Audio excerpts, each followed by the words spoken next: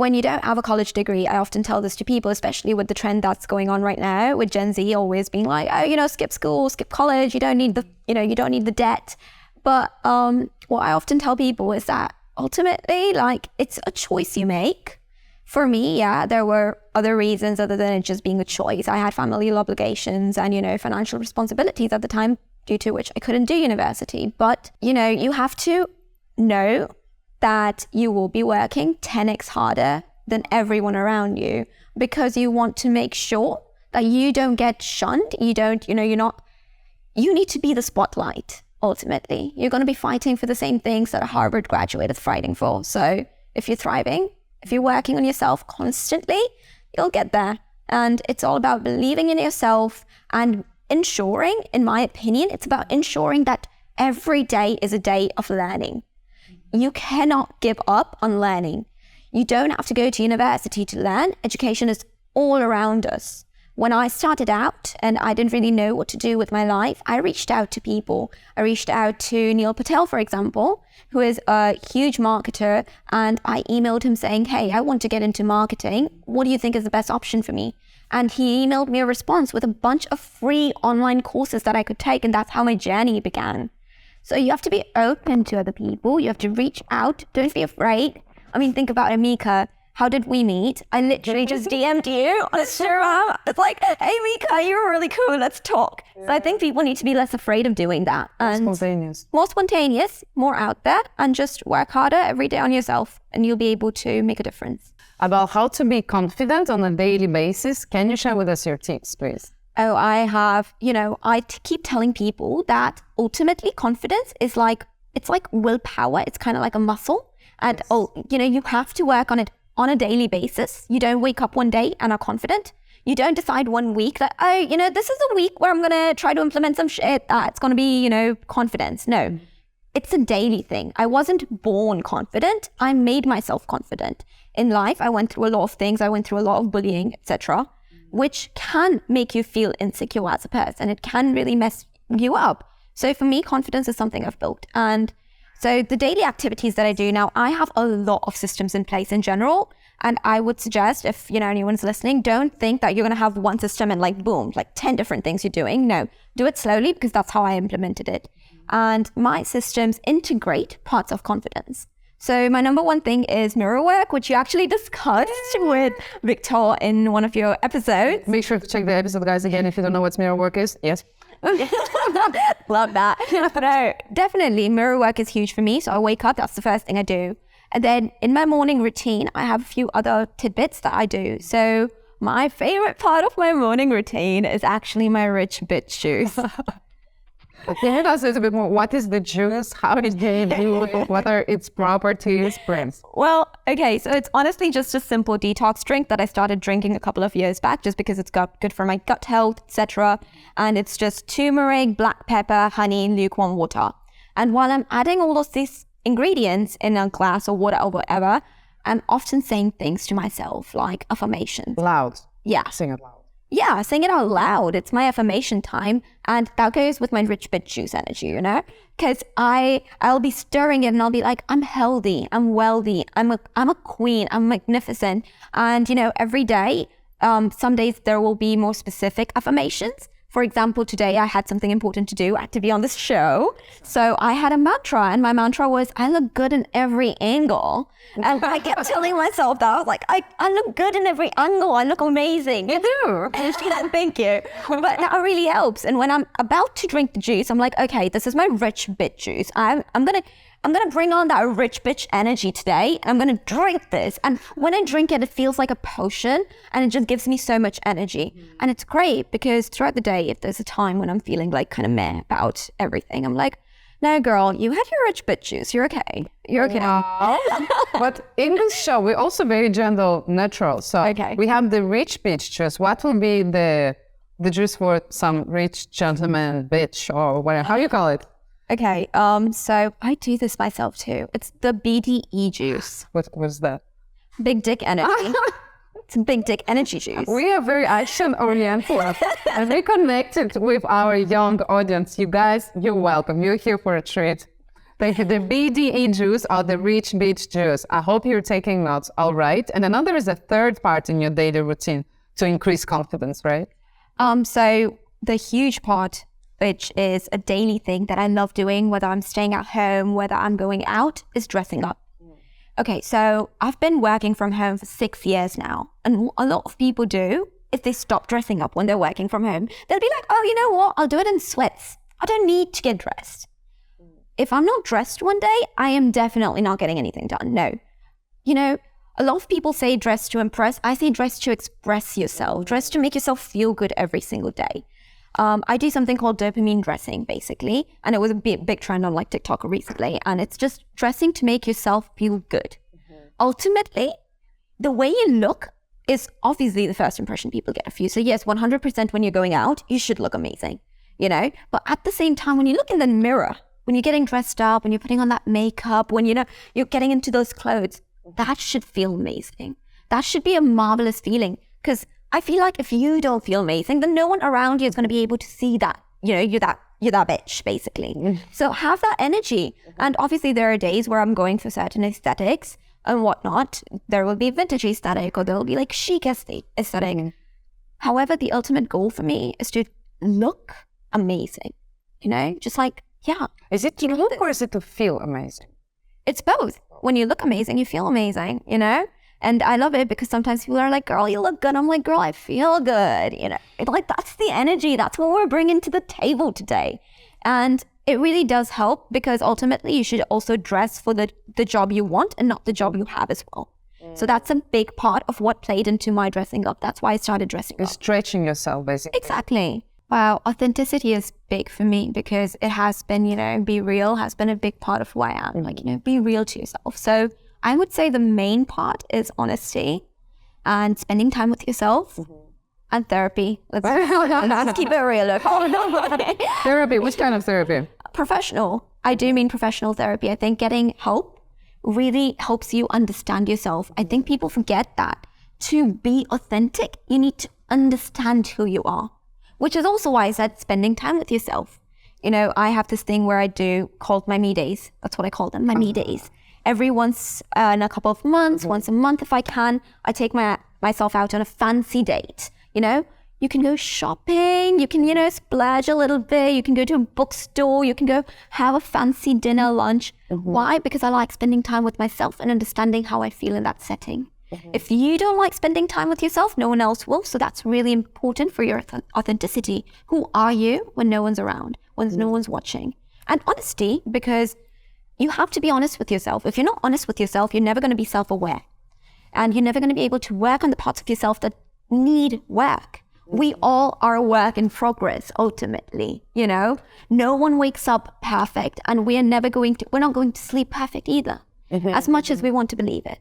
So you have to work on yourself every day. And the only way to do that is to be honest about who you are to yourself, to the world around you. But if you start with yourself, it's easier to show it externally. You know, don't think that you have to be honest to everyone around you about your goals, your life, everything. No, that's difficult. But at least start with yourself. What do I want? You know, introspect, take that time out. And then I go to therapy, which was a huge part for me. I got professional therapy last year because I was struggling through depression. And what it did for me was I learned about myself. I learned about things that I didn't even know I was going through and that were influencing my life. And that opened up realms of information about who I can be. So authenticity is not just about who you are right now. It's also about who you want to be in the future, the outlook you have. And that's how I've developed it, I suppose. Embracing yourself. Embracing yourself. Okay, so let me just ask you, Micka, have you ever been in a situation where you feel like you want to do something, but there's something stopping you? Yes. Yeah, and what is it normally? Something that I want to do? Yeah. What stops you from attempting or doing something? Let me put it like that. Yeah, I guess. Fear. An emotion, right? Yes. Something that feels like it's stopping you, it's getting in the way. So in coaching parlance, we call these limiting beliefs. Simply put, it's just something that constrains you, restricts you, gets in the way of you wanting to do something. And we all have them. We all have some kind of limiting beliefs. In fact, in my coaching practice, some of the most common limiting beliefs I encounter, I'm just not good enough. Or I don't think I can ever be as successful or rich as XYZ. I don't think I have it in me to be the inspiring leader my team needs. And, I'm too old to take a shot at it. I mean, these are just some examples of limiting beliefs. But let me ask you, Micka, when you were a child, did you ever feel like you cannot do something? I don't think so. You just went ahead and did it, right? Yeah. I mean, you didn't know what it was like to fail or what would happen if it didn't go the way you thought it would. You just did it, right? But then somewhere along the way, life happened. You grew up and you accumulated certain experiences, both positive and negative. And, these experiences, I'll tell you what, the brain is a creature of habit, right? And when you have repeated thoughts pertaining to certain experiences that you've had, they form neural pathways in your brain. And then it becomes an automated response. Even before you really try to do something, there's something in your brain that tells you, no, I don't think I can. But the good news is that these neural pathways, they can be rewired. How?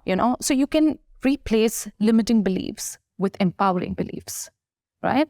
And if you're happy to volunteer, we can show our viewers how to do that, right? Super. So as you know, there are multiple modalities that we use as coaches.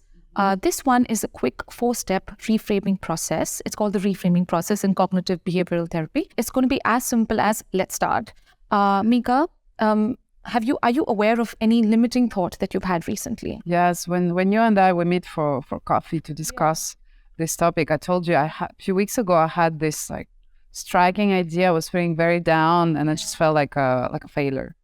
Like a failure. I know it's hard to say like when I'm sitting here in a beautiful dress, but yes, I did feel like a failure because I was on my couch. I was not makeup hair like that. I was so please put the whole context. Well, I assure you, you're not alone in having limiting beliefs, right? Okay, so step number 1 is awareness, and it's great that you're already aware that it's a limiting belief of some kind, obviously, because it doesn't make you feel good about yourself, right? Okay, so number 2, we dig a little deeper.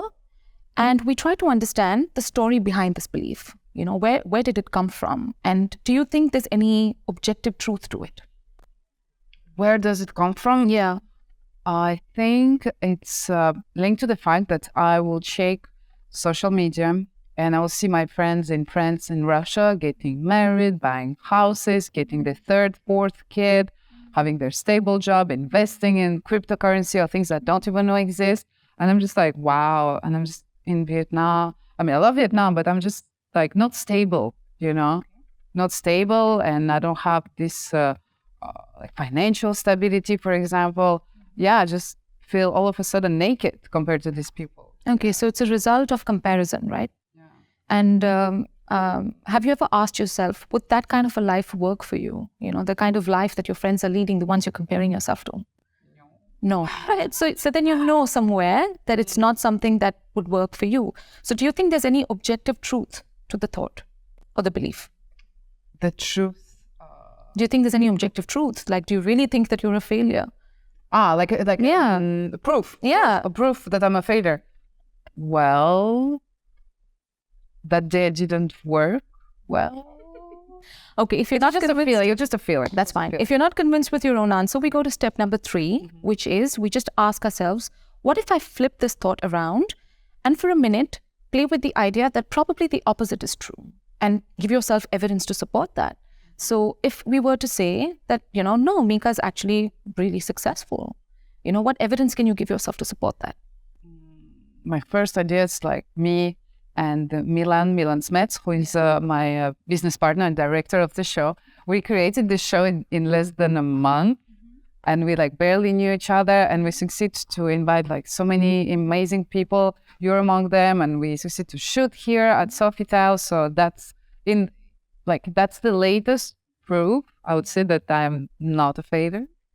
And in addition, you've had a strong media career, right? You've been a successful TV host and a radio jockey, MC, a lot of things. So in your scope of work, you're pretty successful. So there's no objective truth to it beyond the thought that tells you when you compare yourself to somebody, right? So we finished 3 steps. And then before we go to the most important step, how do we make an empowering belief out of the 3 steps that we've just completed, right? So you could tell yourself that, I have everything that I need to be successful. I've done it before, so I can do it again. Now, let's move to step number 3 and try to flip this belief around and ask ourselves, what if the opposite were true? That you were actually, you're quite successful. And You two are at home, don't forget. right? And give ourselves evidence to support that. So let's try. Well, me and Milan Smets, my business partner on this project, we did the Micka show in less than a month. So that's something I'm very, very proud of. Then I do speak 5 languages. Wonderful. I do appear on some major TV programs here in Vietnam. And I'm also working as a brand ambassador for some local brands. Yeah. And I'm very supportive of the community here. Wonderful. And I love my life here. Amazing. So when you flip it around, you're able to give yourself evidence to the contrary, right? So how about we form an empowering belief now and we say, I have everything I need to be successful. I've done it before and I can do it again. And then we move on to step number 4. The most important one is to actually affirm and repeat it.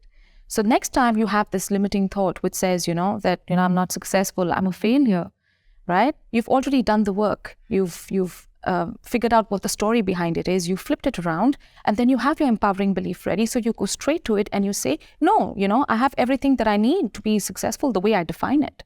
I've done it before and I can do it again, right? And when you do this often enough, it's going to be as simple as step number 1, you become aware.